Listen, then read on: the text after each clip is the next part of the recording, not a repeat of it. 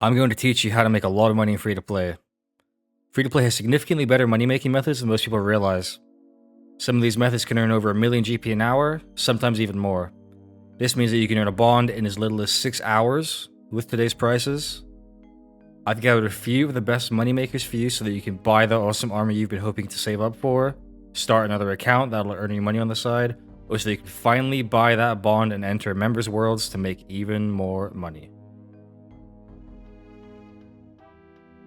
Starting off with number 1, we have making pastry dough. This is a staple due to pies being a very fast way for members to train cooking, so you'll find that this money-making method is pretty stable. But to do this actual method, all you have to do is purchase buckets of water and pots of flour from the Grand Exchange. These are both very cheap items, and as long as you have maybe like 150k, 200k, this is completely doable. Pot of flour is 130 GP, a bucket of water is 40 GP, so this means that you spend 170 GP per pastry dough. And the actual dough itself ranges from 250 GP to 280 GP. This means that there's an 80 to 110 GP profit per dough, and in an hour, if you're in a good rhythm, you can make maybe about 2,500 pastry dough an hour. This is anywhere from 190k to maybe 270k an hour. Incredible money for free to play, especially because it's not that intensive. Okay, so the next method I have for you is, as long as you have maybe 100k, maybe 400k, the more the better, obviously. But you can probably start this with 50 to 100k. But you can head down to Port Sarum and specifically go to the fishing shop.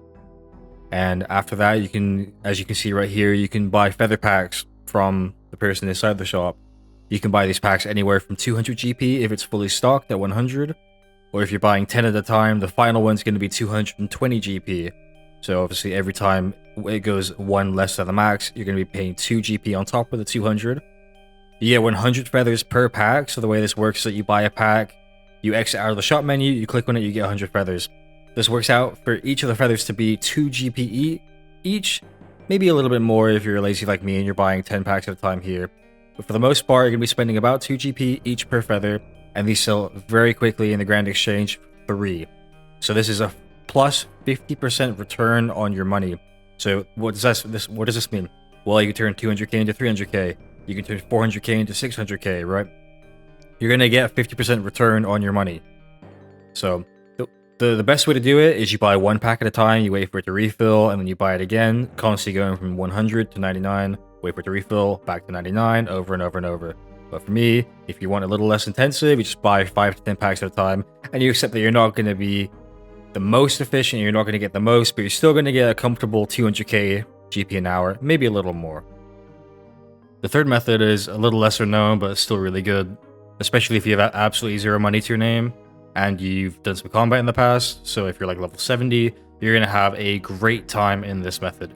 Even if you're below combat level 70, do not fear, you could still do this method. It is going to be slower on the other hand, but you can still do it. You can just bring some super cheap food like some cooked trout, some cooked salmon, whatever. All you have to do is to follow the directions in this clip right here through the Varric sewers, and you can see eventually you're going to get to a point where you have a net. You're going to want to make sure to bring a knife with you, some kind of way to get out. So if you have a magic level to teleport back to Varric, bring the teleport runes for that. And all you're going to do is you're going to make it all the way to the end until you start to see these red spiders.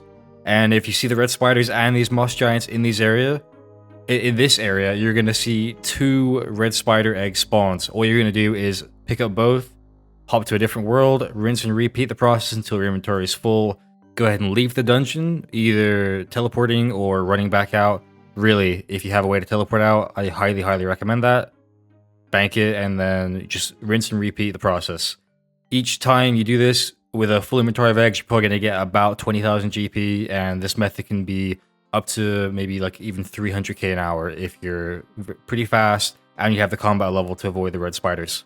So the way aggression works with NPCs is that if a monster is level 20, for them to not aggro you, you need to be 1 level higher than double their level. So if they're level 20, double their level would be level 40. So to not be attacked by them, you'd have to be level 41 or above. So with these spiders here, you can see they're level 34. So you double it, add 1, as long as your combat level 69, giggity, then you're not going to get attacked, and it's going to make world hopping significantly faster. Okay, the fourth moneymaker is probably the most exciting one I have here. it does require a little bit of money, so if you're trying to get the best rates from this, I would highly recommend just do the other money making methods in this video here until you have maybe half a mil, so it would be 500k or a little more. Obviously, the more the better. But as long as you have 55 magic, and this is extremely fast to train, any of you that are brand new to the game, trust me, 55 magic is probably one of the fastest skills that you can get. But once you do have 55 magic, then all you need to do is you can look at this list right here in front of you. These are basically just a ton of the rune items. And if you want specifically a guide on how to maximize profit from this, you can look at my video called 5 Mistakes Costing You Millions in Old School RuneScape. This will show you exactly how to identify the best prices to buy these items at. And then you can buy the items and then you high alch them. So what I mean by high alch is in the standard spellbook, there's a spell called cast High Alchemy. So the way this works is that every item in the game has a high alch value. So you can see right here, each of these values on this table right in front of you.